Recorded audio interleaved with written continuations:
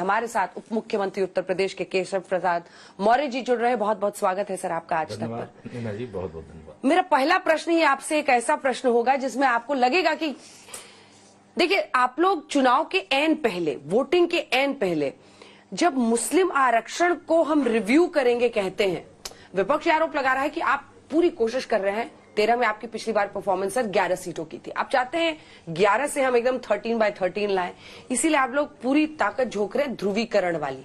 अगर उप मुख्यमंत्री उत्तर प्रदेश के ये कहते हैं सर कि हमें मुस्लिम आरक्षण जो दिया जा रहा है ओबीसीज को, मुस्लिम्स में, उसको रिव्यू करना है, तो इसका क्या अर्थ है और 7 साल बाद आपको क्यों याद अगर चोर को चोर कहा जाए तो उसको परेशानी क्यों हो रही है?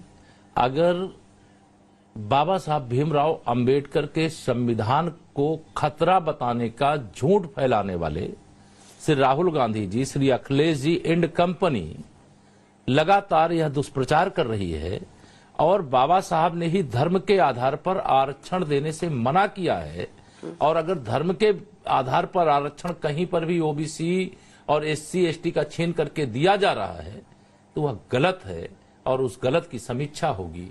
और यह हम ही नहीं कह रहे हैं, अभी पश्चिम बंगाल में तो वहां के कोलकाता के हाई कोर्ट ने ऐसे बड़ी संख्या में ओबीसी के प्रमाण पत्र जारी किए जो मुस्लिम थे, जो घुसपैठिए थे।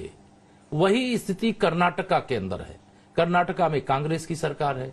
कांग्रेस की सरकार ने वहां मुस्लिमों को आरक्षण का लाभ देने के लिए ओबीसी में शामिल कर दिया।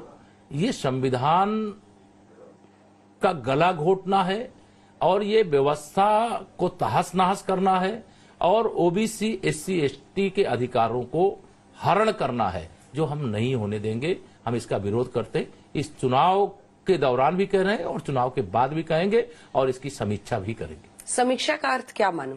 समीक्षा का अर्थ यही मानिए कि अगर कहीं पर भी संविधान विरुद्ध कोई कार्य हो रहा है, बहुत सारी चीजें अचानक खुलती हैं, खोजने से खुलती हैं, किसी कारण से खुलती हैं। अब इसका खुलासा हो गया, कर्नाटक मॉडल कांग्रेस का है और फर्जी ओबीसी के प्रमाण पत्र जो मुस्लिमों को जारी किए गए उसका उदाहरण पश्चिम बंगाल है।